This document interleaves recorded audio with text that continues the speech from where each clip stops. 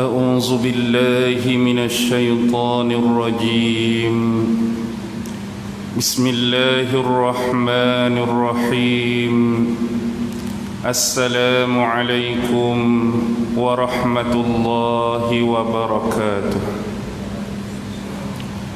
الحمد لله الحمد لله الحمد لله الحمد لله رب العالمين وبه نستعين على أمور الدنيا والدين والصلاة والسلام على أشرف الأنبياء والمرسلين وعلى آله وصحبه أجمعين اللهم يسر ولا تعسر اللهم صل على سيدنا محمد وعلى آله وصحبه وسلم ولا حول ولا قوة إلا بالله العلي العظيم أما بعد الحمد لله syukur kehadrat Allah subhanahu wa ta'ala kerana dengan limpah kurnia, rahmat, kasih sayang dan inayah daripada Allah subhanahu wa ta'ala,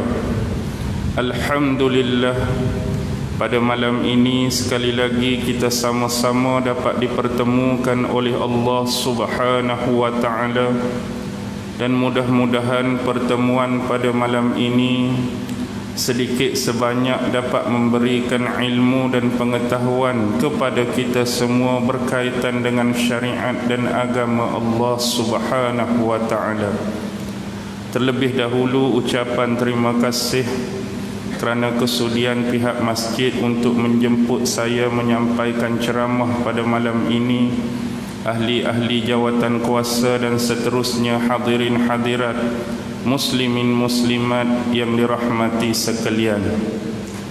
Bersempena dengan awal Muharram dan hari ini baru hari yang kedua Muharram. Dan biasa bila datang bulan Muharram, rata-rata di mana-mana masjid, surau-surau ataupun madrasah membicarakan tentang hijrah Rasulullah sallallahu alaihi wasallam. Dan insya-Allah pada malam ini kita akan berbicara mengenai hijrah Rasulullah daripada bumi Mekah ke bumi Madinah. Secara umum, muqaddimah apa yang saya nak sampaikan kepada tuan-tuan dan puan-puan pada malam ini bukanlah cerita baru, tetapi cerita yang selalu diperdengarkan oleh ulama-ulama kita, tuan-tuan guru kita, ustaz-ustaz kita berkaitan dengan hijrah Nabi. Cerita yang sama, isi kandungan yang sama.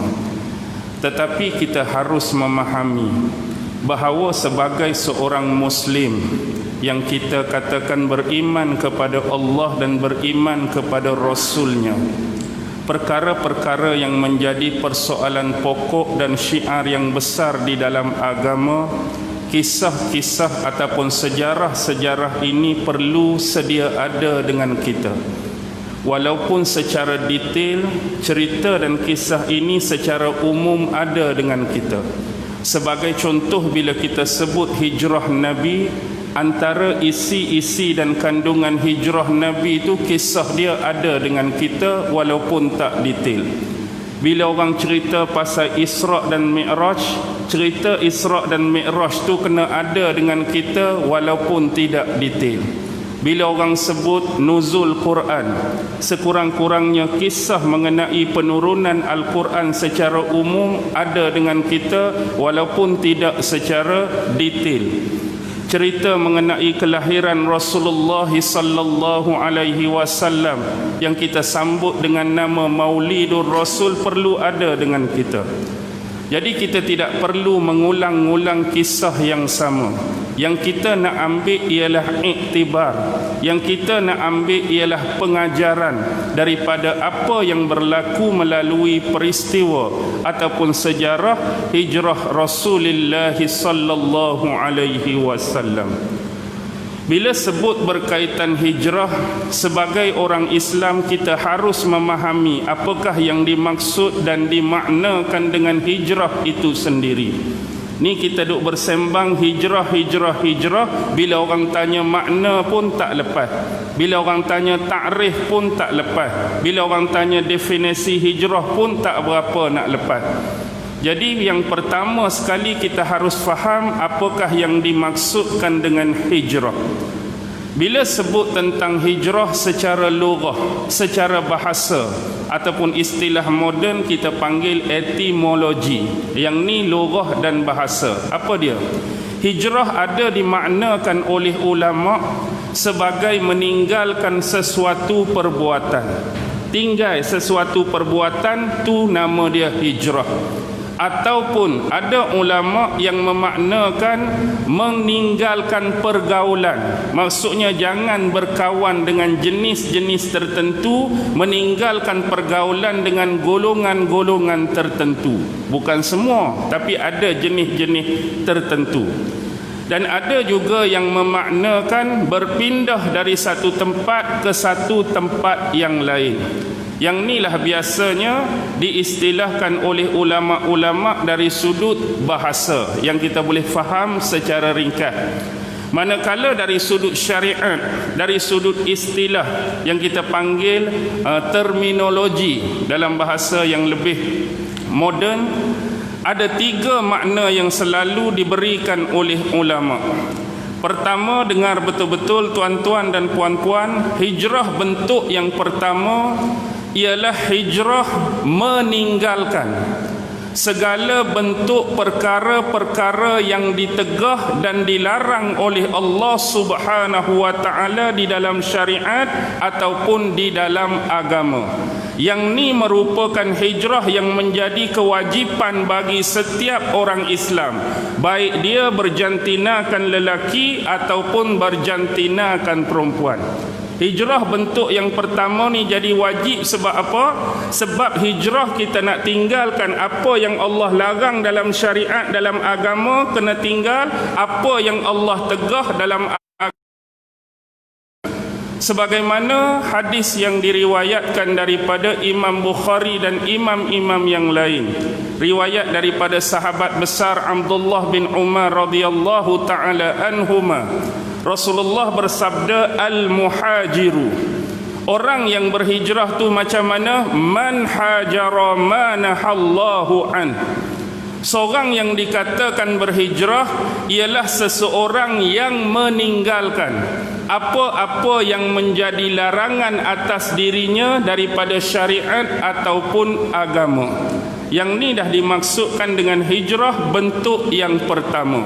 Sebab apa jadi wajib pada kita semua? Memang itulah kehendak syariat, memang itulah tuntutan agama. Hak mana Allah larang, jangan buat.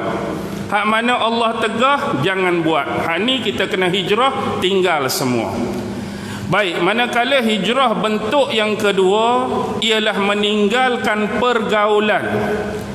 Yang mana pergaulan ini adalah di kalangan golongan orang-orang musyrik dan golongan-golongan non-muslim. Kita jangan berkawan, kita jangan bergaul dengan golongan-golongan musyrik dan golongan-golongan non-muslim. Bila nak berbicara tentang hijrah yang kedua, jangan berhenti di sini tuan-tuan. Nanti orang silap faham. Sebab konteks kehidupan kita sekarang, kita berkawan, kita bekerja, kita bermuamalah, kita berkomunikasi, kita berhubungan, baik dalam konteks dalam dan juga luar negara, banyak golongan ni. Kita sebagai orang Islam, kita berinteraksi dengan golongan-golongan yang dikatakan musyrik. Kita berinteraksi di kalangan golongan non-muslim. Sebagai contoh, ambil mudah, saya sebagai seorang guru di sekolah. Bila kita duduk di sekolah, guru-guru tu bukan orang Melayu saja, bukan orang Islam saja. Ada yang beragama Hindu, ada yang beragama Kristian, ada yang berfahaman tu, ada yang berfahaman ni. Jadi tak boleh ke kita berkawan dalam konteks hijrah yang kedua? Tidak. Dia tak habis lagi. menjauhkan diri daripada golongan musyrik dan golongan non-muslim, yang mana bila kita hidup di dalam kelompok dua ini yang menyebabkan agama Islam itu terfitnah. Baru kita kena menjauhi. Selama mana kita bersekongkol atau berkawan atau bermuamalah atau berkomunikasi, agama kita tu tak terfitnah, tak ada masalah. Berkawanlah kita dengan depa, bekerjalah kita dengan depa, bermuamalahlah kita dengan depa. Tapi bila agama kita terancam, agama kita terfitnah, dan lebih jauh bila hidup bersama dua golongan ni, kita tak boleh nak melaksanakan perintah-perintah Allah dan tak boleh nak meninggalkan larangan-larangan Allah.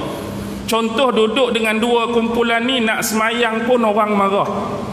Duduk dua kumpulan ni nak pi haji pun payah. Duduk dengan dua kumpulan ni kita nak laksanakan syariat-syariat Islam pun terhalang dan sebagainya. Inilah yang menyebabkan Islam terfitnah. Jadi disyariatkan, dibolehkan berhijrah. Dan hijrah bentuk ini pernah berlaku dalam sejarah Islam. Pertama pada tahun 615 Masihi, yang kedua pada tahun 616 Masihi. Dua-dua ni merujuk hijrah sahabat-sahabat Rasulullah ke bumi Habsyah. Dulu sebelum Nabi dengan sahabat berhijrah ke Madinah, ada dua hijrah berlaku. Kenapa Rasulullah menyarankan kepada sahabat-sahabat pada waktu itu untuk berhijrah ke Habsyah? Kerana mencari perlindungan. Rata-rata sahabat Nabi itu terdiri daripada hamba-hamba, orang-orang suruhan, kuli-kuli, yang mana bila tuan masing-masing, pemilik dan majikan mereka mengetahui yang budak-budak suruhan dia ni terikut dengan dakwah dan seruan Muhammad, apa yang dilakukan oleh pemilik mereka? Ada yang dihina, ada yang dicaci, ada yang dimaki, ada yang didera, ada yang dihukum. Jadi yang mana menyebabkan mereka terpaksa menyembunyikan keislaman mereka. Nak semayang pun kena sembunyi-sembunyi. Jadi mereka nak meninggalkan perkara-perkara yang dilarang dalam agama pun kena sembunyi-sembunyi. Jadi atas nasihat dari ini bentuk yang kedua. Sekiranya Islam dan agama terfitnah, boleh berhijrah. Manakala hijrah dalam bentuk yang ketiga, sebagaimana yang dilakukan oleh Rasulullah dalam hijrah yang popular, yang selalu diangkat pada awal Muharram ni lah, iaitu berpindah dari satu tempat ke satu tempat yang lain. Nombor dua pun sama, tapi konteks nombor dua sementara. Yang ini pun kalau kita tengok Rasulullah berhijrah sebab apa? Sebab apa Rasulullah berhijrah? Rasulullah, kalau kita kata ni nak habaq Islam ni komplit, Islam ni sempurna, menunjukkan hijrah Rasulullah ini Islam bukan terkait dengan perkara ibadah dan ta'abbudiyah semata-mata. Maksudnya Islam ni lebih luas, mencakupi hal-hal yang bersifat pemerintahan dan kekuasaan. Kalaulah Islam ni tak ambil tahu pasal kepimpinan, pasal pemerintahan, pasal kekuasaan, Islam ni cukup dengan buat amal, buat ibadat semata-mata, adakah perlu Rasulullah hijrah ke bumi Madinah? Kalau Rasulullah nak semayang di Mekah, Rasulullah nak semayang pada masa tu beribu-ribu rakaat, bahkan kalau kita buat ayat berjuta rakaat pun tak ada siapa kacau Nabi. Kalau Rasulullah nak tawaf di Mekah lebih daripada 7 kali di Kaabah tu, tak ada siapa nak kacau Nabi. Nabi nak puasa, go on lah lebih 30 hari daripada bulan Ramadan pun boleh. Tapi Rasulullah tahu bahawa Islam yang Rasulullah bawa ni bukan berhenti setakat hal-hal yang kita katakan ibadah. Islam ni bukan hanya bercakap pasal semayang saja. Islam bukan bercakap pasal puasa saja. Islam bercakap bukan saja pasal tawaf dan ibadat haji, malah lebih daripada tu. Rasulullah memerlukan kepimpinan yang teratas. Rasulullah memerlukan kuasa. Rasulullah memerlukan pemerintahan untuk dilaksanakan syariat-syariat ini dengan sempurna. Tetapi sayangnya Rasulullah tak ada benda tu pada masa tu, kerana tampuk pemerintahan di Mekah berada di tangan siapa? Di tangan pemimpin-pemimpin, bangsawan-bangsawan, elit-elit, kafir-kafir, musyrikin Mekah, yang terdiri daripada bapa saudara dia sendiri, Abu Lahab, Abu Jahal, dan geng-geng yang sewaktu dengannya. Jadi Rasulullah berhijrah ini bersifat sementara. Sebab Rasulullah ni dia pergi ke Madinah nak dapatkan sokongan dan dukungan daripada sahabat di Madinah, membentuk kepimpinan, membentuk negara di Madinah. Bila Rasulullah kuat, Rasulullah kembali ke tak kembali ke bumi Mekah? Balik. Rasulullah balik semula ke bumi Mekah. Dan kita tengok peristiwa-peristiwa besar yang berlaku, antaranya bila Rasulullah balik ke Mekah, terjadinya tahun 8 Hijrah pembukaan kota Mekah, Fathu Makkah.